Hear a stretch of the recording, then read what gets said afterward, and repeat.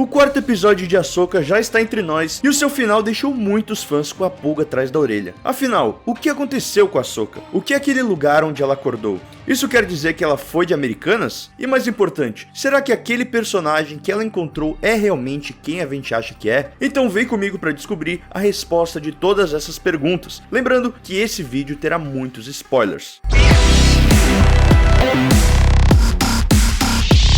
Hello there, Mandalorianos e Mandalorianas, eu sou o Manda aqui, eu te conto as melhores curiosidades de Star Wars e tento tirar todas suas dúvidas sobre essa galáxia muito distante. Se curtiu a ideia e quer acompanhar nossa cobertura completa da série da Ahsoka, já se inscreve no canal e faça parte do nosso clã Mandaloriano. Bom, o clímax desse episódio teve como ponto central o tão aguardado duelo entre Ahsoka e Baylan Skoll, onde vemos dois ex-Jedi muito poderosos se enfrentando, mas também em um duelo interno, onde Baylan parece ter levado a melhor sobre a Togruta por ter conseguido explorar uma de suas fraquezas, a relação mal acabada com seu antigo mestre Anakin Skywalker. Baylan consegue encurralar Ahsoka na beira de um precipício e aproveita de sua distração por conta de Sabine e a arremessa de lá. Porém, quando achávamos que o episódio estava para acabar, vemos as ondas da costa de Sithos lentamente transicionando para uma água azulada e brilhante, revelando que Ahsoka nunca chegou a atingir o fundo do precipício. Na verdade, ela está no mundo entre mundos. Caso você não tenha assistido Star Wars Rebels, acompanhamos o jovem Jedi Ezra Bridger sendo levado até o portal desse local pelos Lobos Loth,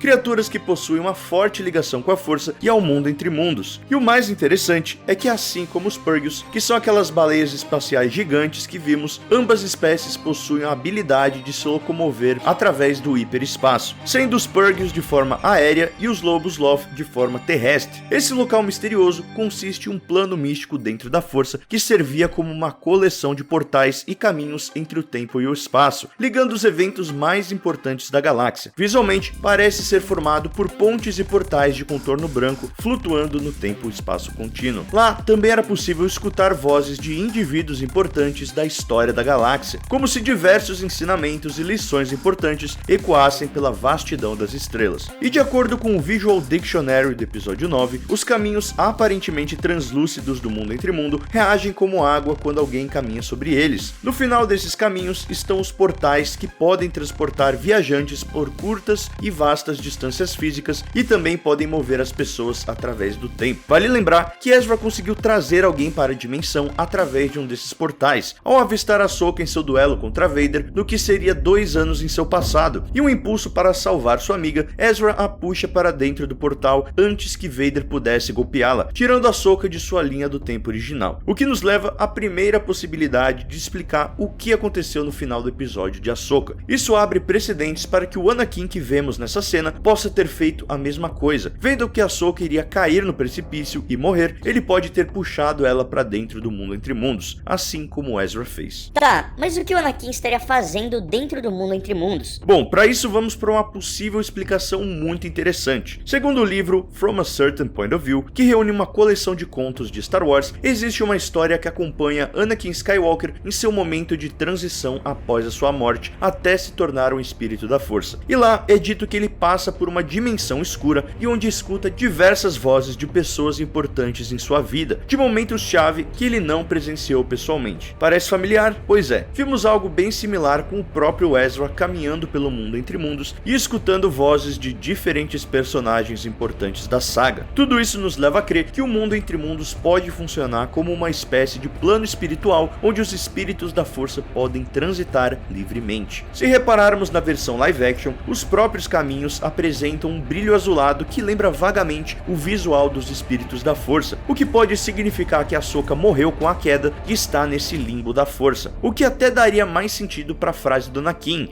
Hello, Snips. I didn't expect to see you so soon. Como se ela tivesse morrido antes da hora. O que vai de encontro com a diferença entre a força cósmica e a força viva. A força viva é aquela que conhecemos muito bem, já que é a que nos foi ensinada através da frase icônica de Obi-Wan. A força é que dá poder aos Jedi. É um campo de energia criado por todos os seres vivos. Ele nos envolve e penetra. É o que mantém a galáxia unida.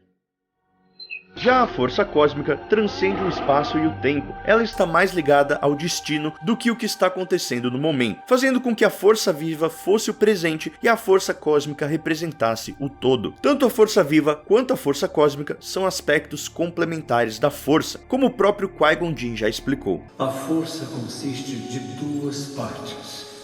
Os seres vivos geram a força viva, que por sua vez abastece o manancial que é a força cósmica. Tanto que Qui-Gon Jinn era um grande estudioso da força viva, e através de seu conhecimento, ele foi capaz de descobrir os segredos para se tornar um espírito da força e perpetuar uma longevidade eterna aos Jedi dentro da força. O que também linka direitinho com essa possibilidade do mundo entre mundos ser uma dimensão onde eles podem transitar livremente. Inclusive, preciso fazer uma correção aqui, já que no nosso vídeo de análise eu disse que o Anakin estava com o sabre do Vader, e esse não é o caso. Como dito pelo João Jedi lá no Diário Rebelde, aumentando o brilho da imagem, a gente consegue ver que era de fato o sabre do Anakin. O reflexo do traje escuro do Anakin acabou me enganando, e aqui fica a nossa correção. Outra possibilidade é que Ahsoka tenha sido salva pela Morai, aquela corujinha que sempre a acompanha em suas aventuras. Nós acreditamos que a Morai seja uma espécie de reencarnação da filha de Mortis, que, vale lembrar, transferiu sua força vital para reviver a Ahsoka em Clone Wars. Isso daria a ela a habilidade de adentrar o mundo entre mundos sempre que quisesse, assim como vimos em Rebels, onde ela encontrou Ahsoka e Ezra. O que faz com que Ahsoka tenha dentro de si uma essência mística e muito conectada ao lado luminoso da força, já que a filha era praticamente uma representante desse aspecto da força. Como comentei nesse vídeo aqui, o portal do mundo entre mundos continha uma pintura dos deuses de Mortis, que desbloqueavam o portal para essa dimensão. E uma das chaves desse portal era justamente a filha. Então tudo isso amarraria direitinho com essa teoria. E já que o assunto é esse, que tal desbravar nossa playlist completa sobre os Jedi, ou então descobrir quem foram os deuses de Mortis? Tenho certeza que você vai curtir. Por hoje é isso, te vejo no próximo vídeo e this is the way.